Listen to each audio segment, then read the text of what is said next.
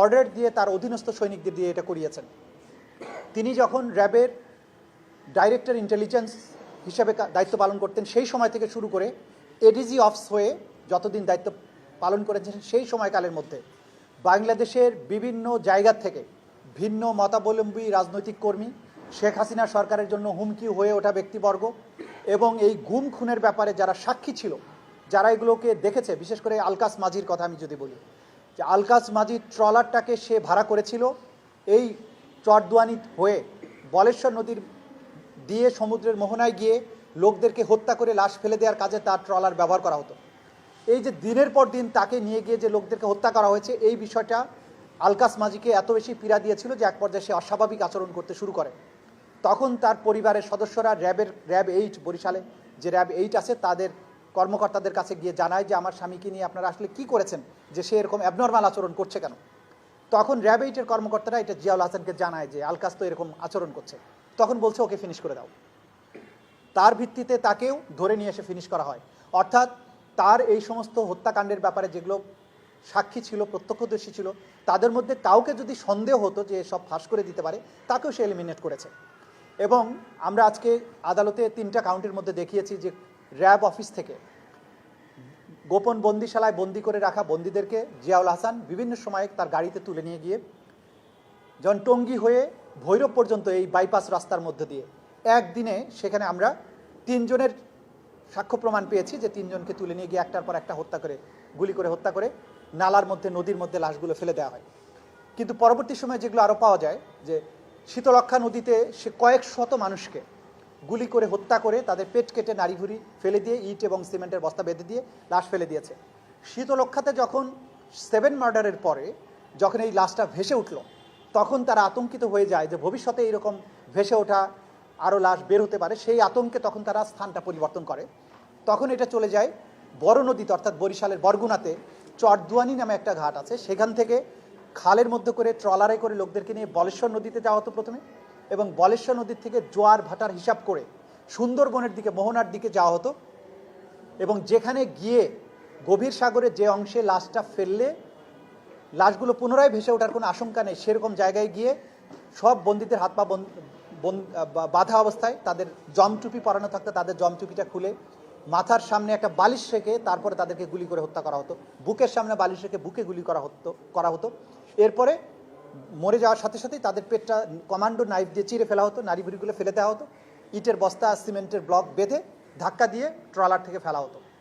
এই যে নারকীয় হত্যাযজ্ঞ, এগুলো যারা সাথে থেকে এগুলো প্রত্যক্ষ করেছেন, যে সমস্ত মাঝিরা ছিলেন তারা এখানে সশরীরে সাক্ষী দিচ্ছেন, যে সমস্ত অফিসাররা তার সাথে গিয়েছিলেন তাদের অনেকেই সাক্ষী দিয়েছেন।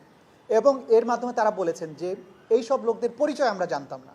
দেখা গেল একদিন 8 জন 7 জন লোককে নিয়ে গেছে, তার মধ্যে 2 জনকে সুন্দরবনের ভেতরে ঢুকিয়ে আগে গুলি করে হত্যা করে ফাঁকা আওয়াজ করতো গুলি, যে এখানে অনেক বন্দুক যুদ্ধ হয়েছে। তারপরে সাংবাদিকদের নিয়ে বলেছে যে 3টা লাশ পড়ে আছে। ওই 3টা লাশ ক্রস ফায়ারে মারা গেছে বলে তারা আবার নৌকায় করে ফেরত নিয়ে এসে বিভিন্ন থানাতে জমা দিত যেগুলো ক্রস ফায়ারে মারা গেছে। কিন্তু 10 জন নিয়ে গেল, 3টা লাশ ফেরত দিল। বাকি যে 7 জন যারা বিভিন্ন স্থান থেকে যাদেরকে গুম করা হয়েছিল তাদের অস্তিত্ব যাতে বোঝা না যায়, তাদেরকে গুলি করে তাদের লাশটা সাগরের মধ্যে ফেলে দেওয়া হয়। এই জন্য আমরা বলেছি যে এগুলো অজ্ঞাতনামা। অজ্ঞাতনামা হলে অপরাধ হবে না তা কিন্তু নয়। সাক্ষীরা সবাই বলছে, যারা সাথে থেকে ধরেছে বন্দিকে, যারা রক্ত পরিষ্কার করেছে, তারা বলেছে যে এইরকম 10 জন লোককে ফেলা হয়েছে আজকে, কালকে 15 জন, কালকে 10 জন, কালকে 20 জন, 3 জন, 4 জন, এইভাবে শতাধিক মানুষকে হত্যা করে পেট চিরে লাশ ফেলে দেওয়ার চাক্ষুষ সাক্ষী আমাদের কাছে সাক্ষী দিয়েছেন, যাদের তথ্যের ভিত্তিতে এই ফরমাল চার্জটা দাখিল করা হয়েছে। এর বাইরে 5 শতাধিক ব্যক্তির হত্যাকাণ্ড সংক্রান্ত প্রত্যক্ষদর্শীর সাক্ষী আমাদের কাছে আছে, যেগুলোর আরও অন্যান্য এভিডেন্স কালেক্ট করার জন্য আলাদা তদন্ত চলমান আছে, যেগুলো খুব শীঘ্রই হয়তো দাখিল করা হবে। আমরা আদালতে বলেছি যে গুম খুনের যে মহাকাব্যিক যাত্রা শুরু করেছিল বিগত সরকারের আমলে, সবচাইতে নিষ্ঠুরতম, সবচাইতে কুখ্যাত ব্যক্তি হচ্ছে জিয়াউল হাসান, যার হাতে শত শত মানুষ এরকম গুম হয়েছে এবং নিহত হয়েছে, যার অকাট্য প্রমাণাদি প্রসিকিউশনের হাতে পৌঁছেছে। সুতরাং এইরকম নিষ্ঠুরতম খুনির বিচার এটা জাতির স্বার্থে, মানবতার স্বার্থে এটা করতে হবে, তা নাহলে মানবতা ভুল লুণ্ঠিত হবে। বাংলাদেশের এই বিচারের ব্যবস্থা এবং এই রাষ্ট্র ব্যবস্থার প্রতি মানুষের অনাস্থা চলে আসবে যদি এইরকম নিষ্ঠুরতম খুনির বিচার না হয়। বাংলাদেশে গুম খুনের জন্য যদি একজন মানুষেরও বিচার করতে হয় সেটা হবে জিয়াউল হাসান। সুতরাং তার বিরুদ্ধে এই ধরনের সাক্ষ্য প্রমাণাদি আমরা হাজির করেছি। বিচার শুরুর জন্য আনুষ্ঠানিক অভিযোগ গঠনের শুনানি আমাদের পক্ষ থেকে যেটা করার কথা করা হয়েছে। আসামি পক্ষ একদিনের সময় পেয়েছেন, 8 তারিখে তাদের পক্ষে শুনানি অন্তে আদালত চার্জ গঠনের ব্যাপারে প্রয়োজনীয় আদেশ দিবেন। অভিযোগ যদি গঠন হয় তারপর থেকেই সাক্ষ্য গ্রহণ শুরু হবে এবং এই বিচার বাংলাদেশে গুমের বিচার ইনশাআল্লাহ হবে। যত ষড়যন্ত্র হোক, যত ধরনের পরিকল্পনা করা হোক, ইনশাআল্লাহ এই সমস্ত মজলুম মানুষ যারা চিরদিনের জন্য হারিয়ে গেছেন, যাদের সন্তানেরা বাবার অপেক্ষায় আছে কিন্তু জানে না বাবা বেঁচে আছে না মরে গেছে, তারা শিশুর থেকে আজকে যৌবনে পৌঁছেছে, স্ত্রীরা বিধবা হয়েছেন কিন্তু নিশ্চিত হতে পারেননি যে তার স্বামী আদৌ মারা গিয়েছেন নাকি অন্য কোথাও বন্দী আছেন, মারা গিয়ে থাকলে কবে মারা গিয়েছেন, কোথায় তার কবর হয়েছে, আদৌ তার জানাজা হয়েছিল কিনা, যখন মারা হয় তখন তার কি শেষ কথা ছিল। এই যে অ্যাগনি, এই যে মানুষের বেদনা, এই বেদনার চির অবসান বাংলাদেশ থেকে হতে হবে। সেই কারণে আমাদের প্রসিকিউশন বা এই রাষ্ট্র এই বিচারের ব্যাপারে ব্যবস্থা গ্রহণ করেছে। বিচার হতে হবে বাংলাদেশে, এই বিচার অবশ্যই হবে এবং ন্যায় বিচার হবে। বাংলাদেশ থেকে গুম, এইভাবে চিরদিনের জন্য হারিয়ে যাওয়া, এক্সট্রা জুডিশিয়াল কিলিং, গলফ করা, গেস্টাপো করার মতো নিষ্ঠুর শব্দ ব্যবহার করে এই যে মানুষকে পেট কেটে পেট চিরে নদ নদী খাল বিলে ফেলে দেওয়ার যে সংস্কৃতি, বাংলাদেশে তার কবর হবে, বিচার হবে, এই সমাজ, এই রাষ্ট্র ব্যবস্থা আইনের শাসনের দিকে ফিরে আসবে। এটা আমরা কোর্টে সাবমিশন করেছি। মরা ভোলা এবং বললেন, ওখানেও বললেন যে ওনারা চায় না বিচারটা হোক, বিচারটা না হোক, আবার এখানে ষড়যন্ত্রের কথাও বলছে, তেমন কিছু কি চলছে আসলে? দেখুন, আসামি তারা জানে, যারা অপরাধ করেছে তারা তো জানে যে তারা অপরাধ করেছে, তারা চাইবে বিচার যাতে না হয়। সুতরাং বিচারকে পিছিয়ে দেয়া, নানান অজুহাত দেখানো, ভবিষ্যতে আমি এই দরখাস্ত ফাইল করিব, আমি এটা করিব, সেটা করব, সেই কারণে আমাকে সময় দাও, মানে যেটা তার মাথায় আছে সেটার ভিত্তিতে কাল্পনিক পদ্ধতিতে তারা একটা দরখাস্ত করার কথা বলে কোর্টের কাছে টাইম চাচ্ছেন। দিস ওয়ে দ্যাট ওয়ে মামলাকে ড্র্যাগ করার চেষ্টা করছেন। কিন্তু আমাদের আইন সুস্পষ্ট যে এখানে কোনো অ্যাডজর্নমেন্টের কোনো ব্যবস্থাই নাই, আইনটা সেভাবে সুনির্দিষ্ট করা হয়েছে। তা আমরা বুঝতে পারছি যে তারা নানান ধরনের পরিকল্পনা মাধ্যমে বিচারটাকে পিছিয়ে দেওয়ার, বিচারটা যাতে না হয় সেই ধরনের চেষ্টা করবেন। কিন্তু আইনের হাত অনেক লম্বা, ন্যায় বিচারের ব্যাপারে রাষ্ট্র দৃঢ় প্রতিজ্ঞ, প্রসিকিউশন দৃঢ় প্রতিজ্ঞ, আদালত ন্যায় বিচার করার ব্যাপারে দায়বদ্ধ। সুতরাং ইনশাআল্লাহ সকল ষড়যন্ত্র সত্ত্বেও বিচার হবে, ন্যায় বিচার অনুষ্ঠিত হবে। সাংবাদিকদেরকে পিছিয়ে করতে নিয়ে যেতেন, উনি পরে সাংবাদিককে নিয়ে যেতেন সুন্দরবনে, ওইটা উনি নানাভাবে এটা প্ল্যান করে নিয়ে যেতেন। সাংবাদিকদের ভূমিকাটা কি ছিল? শুধু সাংবাদিকের নাম বলা হয়েছে, আরেকটা কথা হলো সালমানের রহমান আনিসুল হক, ওনারা আমাদের নিজেদের কথা বলতে অস্বীকার করছেন। এটা প্রশ্ন উত্তর আর মরা ভোলার কথা বলছেন। আচ্ছা, এই যে কয়েকটা অভিযানের কথা বলেছি, সেখানে আগের থেকে সাংবাদিকদের, যেমন বিশেষ করে একটা অপারেশনে হেলিকপ্টার ব্যবহার করা হয়েছিল, আগের থেকে ঢাকার থেকে সাংবাদিক নিয়ে যাওয়া হয়েছে, নিয়ে গিয়ে আগে বনের ভেতরে মাচা বানানো হয়েছে, সেখানে চাল ডাল হাঁড়ি পাতিল রেখে এসে তারপরে বাইরে থেকে বন্দীদের, যারা হয়তো কয়েক মাস আগেই তাদের গ্রেপ্তার করা হয়েছে, এদেরকে আগে অন্য ট্রলারে করে ওই ভেতরে মাচার মধ্যে রেখে আসা হতো। এরপরে সাংবাদিকদের নিয়ে বাইরে অবস্থান করতো যে আমরা এখন অভিযানে যাচ্ছি, কিন্তু ভেতরে তার সৈন্যবাহিনী থাকতো, যেখানে তারা গুলি করে সাংবাদিকদের বাইরে রেখে তারা ভিতরে ঢুকে ওদেরকে গুলি করে আগে হত্যা করতো। করার পরে ফাঁকা গুলি ছুটতো ব্যাপকভাবে, দেখানোর জন্য যে এখানে প্রচণ্ড বন্দুকযুদ্ধ অনুষ্ঠিত হচ্ছে। তারপরে বাইরে ফের বেরিয়ে এসে সাংবাদিকদের ইনভাইট করতে যে চলেন এবার এসে দেখেন আমরা কত বড় যুদ্ধ করেছি। কিন্তু ভেতরে যারা অভিযানে ছিলেন সেরকম প্রত্যক্ষদর্শীরা আমাদেরকে বলেছেন যে যে লোকদেরকে ওখানে হত্যা করা হয়েছে তাদেরকে অনেক আগেই বন্দি করা ছিল, তাদেরকে আগে ঠান্ডা মাথায় গুলি করে তারপরে ফাঁকা আওয়াজ করে বন্দুকযুদ্ধের নাটক করা হয়েছে। সেগুলোর প্রত্যক্ষদর্শীর এভিডেন্স আমরা পেয়েছি। যেসব সাংবাদিককে ইনভাইট করে নিয়ে যাওয়া হয়েছিল তাদের কাছ থেকেও আমরা বক্তব্য নিয়েছি, নামগুলো হয়তো এখন বলা যাবে না, সময় হলে আমরা জানাবো। কিন্তু এই যে নাটক করা হয়েছে, এই নাটকগুলোর ব্যাপারে এটা যে নাটক ছিল সেই সংক্রান্ত তথ্য প্রমাণাদি আমাদের কাছে আছে। বিচারিক যখন প্রক্রিয়াটা শুরু হবে সেই সময় আমরা আদালতের কাছে এটা সুস্পষ্টভাবে দেখাবো।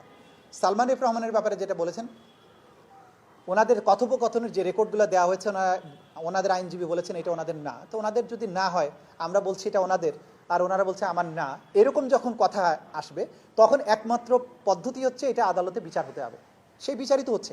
সুতরাং বিচারিক প্রক্রিয়ার মধ্য দিয়ে ওনারা প্রমাণ করুক যে এটা ওনার কণ্ঠস্বর নয়। আমরা আমাদের দিক থেকে নিরঙ্কুশভাবে প্রমাণ করব যে এটা ওনাদের কণ্ঠস্বর। সেটার ফরেনসিক টেস্ট হয়েছে, নানান ধরনের বৈজ্ঞানিক পরীক্ষা নিরীক্ষা হয়েছে, সার্কামস্টেন্সিয়াল এভিডেন্স পরীক্ষা নিরীক্ষা হয়েছে, সব কিছুর মাধ্যমে অকাট্যভাবেই প্রমাণিত হয়েছে এটা তাদের। আর এটা সত্যিকার অর্থে তাদের ভয়েস কিনা এটাকে চ্যালেঞ্জ করার একমাত্র বৈধ প্রক্রিয়া হচ্ছে একটা ফুল ফ্লেজেড ট্রায়াল। সেখানে তারা সাক্ষীদের জেরা করার মাধ্যমে, প্রয়োজন হলে তার ডিফেন্স সাক্ষী দেওয়ার মাধ্যমে প্রমাণ করুক যে এটা তার কণ্ঠস্বর নয়। প্রসিকিউশন দৃঢ় প্রতিজ্ঞ, এটা তাদের কণ্ঠস্বর, এই ষড়যন্ত্রের সাথে পরিকল্পনার সাথে তারা ইনভলভ, সুতরাং তাদের বিচার হবে। তবে ভাই একটা বিষয়, সেটা হচ্ছে যে জিয়াউল হাসানের বোন এখানে বলে গেলেন যে এত অজ্ঞাত যদি হত্যাই করা হয় বাংলাদেশে, এত কিছু তো গোপন থাকা সম্ভব না।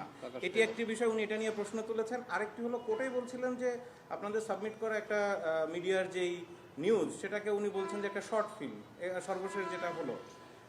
দেখুন, আসামি পক্ষরা যা তারা আসামিকে বাঁচানোর জন্য অনেক কিছু বলতে পারে, আমরা সব কিছু আমলে নিচ্ছি না। প্রথম কথা হচ্ছে যে প্রথমটা কি বললেন আপনি, যে বলছে যে অজ্ঞাতনা। আচ্ছা ধরেন অজ্ঞাতনামা, একজন মানুষকে আমি চিনি না, কিন্তু আমি দেখলাম আমার চোখের সামনে একজন লোককে মেরে ফেলা হলো, মেরে ফেলে তার লাশটাকে ইট বেঁধে সমুদ্রে ডুবিয়ে দেওয়া হলো। সেই অজ্ঞাত লোকটার পরিচয় না জানলে এটা কি হত্যাকাণ্ড হবে না? এটা ফেলাশ্বাস কথাবার্তা, এই সমস্ত কথাবার্তার কোনো মূল্য নেই। ৭১ সালে ৩০ লক্ষ শহীদ হয়েছে, ৩০ লক্ষের তালিকা কি দেওয়া হয়েছে আদালতে? কিন্তু বিচার তো হয়েছে। সংখ্যা পরিচয় জরুরি না, অফেন্সটা হয়েছে কিনা, ওয়াইড স্প্রেডস হয়েছে কিনা, ওয়াইড স্কেলে হয়েছে কিনা, সেইটা প্রমাণ করার বিষয়। ক্রাইমস অ্যাগেনস্ট হিউম্যানিটি, গণহত্যার ক্ষেত্রে সংখ্যা ধরে ধরে, লোক ধরে ধরে প্রমাণ করার কোনো বিষয় নেই, প্রয়োজনও নেই। দেখাতে হবে যে এইভাবে মানুষগুলো হত্যা করা হয়েছে কিনা, সেই আইডেন্টিটি প্রমাণ করা। এটা মার্ডার বা সাধারণ মামলার মতো বিষয়বস্তু নয়। অকাট্যভাবেই প্রমাণ হবে 50 জন লোককে মারা হয়েছে, যে লোককে আমি চিনি না, এইটুক প্রমাণ করতে পারলেই যথেষ্ট। সুতরাং এই যে জাতীয় আর্গুমেন্ট যারা করেন এই আইন সম্পর্কে, তাদের কোনো ধারণা নেই। আরেকটা বিষয়, মাননীয় চিফ প্রসিকিউটর, আমরা তো বাংলাদেশে বিচার বহির্ভূত হত্যাকাণ্ড যেটি ক্রস ফায়ার যেমন অনেক হয়েছে, গুম হয়েছে, কিন্তু আপনারা বিচারের ক্ষেত্রে এই 2009 থেকে পরবর্তী সময় এখন পর্যন্ত বেছে নিচ্ছেন। আগেও তো অনেক ক্রস ফায়ার হয়েছে, সেগুলো কি ভবিষ্যতে বিচারের আওতায় আসবে কিনা একটু? আইন তার গতিতে চলবে। যেগুলো বিচার বহির্ভূত হত্যাকাণ্ড যদি ওয়াইড স্প্রেড এবং সিস্টেম্যাটিক হয়, আমরা বারবার বলছি, ক্রাইমস অ্যাগেনস্ট হিউম্যানিটি হওয়ার জন্য যে পদ্ধতিতে এই অপরাধগুলো হতে হবে, সেগুলো না হলে আমরা আমাদের এই ট্রাইব্যুনালের বিচারের জন্য আসবে না। একটা রাষ্ট্রীয় পরিকল্পনার অংশ হিসাবে পুরো রাষ্ট্রযন্ত্র ইনভলভ হয়ে বাহিনীগুলোর মাধ্যমে সিস্টেম্যাটিক পদ্ধতিতে বাংলাদেশে গুমকে একটা কালচারে পরিণত করা হয়েছিল। This is crimes against humanity.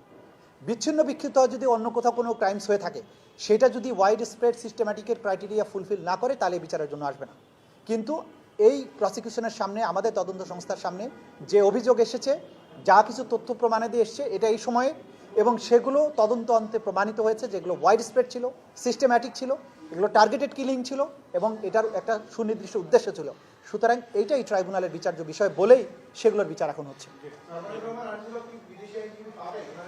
বিদেশি আইনজীবীর ব্যাপারে যে আইন আছে, যে শর্ত আছে, সেটা মেনে যদি ওনারা পাবেন। আইনে বলা হয়েছে যদি বাংলাদেশ বার কাউন্সিল তাদেরকে বিদেশি আইনজীবী আনার অনুমতি দেন, তাহলে ট্রাইব্যুনাল সেইটা ওই পারমিশন সাপেক্ষে বিবেচনা করতে পারেন। দিতেই হবে এমন কোনো কথা নেই, ট্রাইব্যুনাল মে। সুতরাং আগে শর্ত হচ্ছে আগে বার কাউন্সিল থেকে তাদের পারমিশন পেতে হবে, দ্বিতীয় শর্ত হচ্ছে ট্রাইব্যুনাল থেকে অনুমতি পেতে হবে। তো বার কাউন্সিলের পারমিশনটা হচ্ছে প্রি কন্ডিশন, ওইটা আগে করে তারপরে ট্রাইব্যুনালে যদি ওনারা অনুমতি নিয়ে আসতে পারেন, তখন ট্রাইব্যুনাল বিবেচনা করবেন যে তাকে দেওয়া উচিত কি উচিত না। Thank you.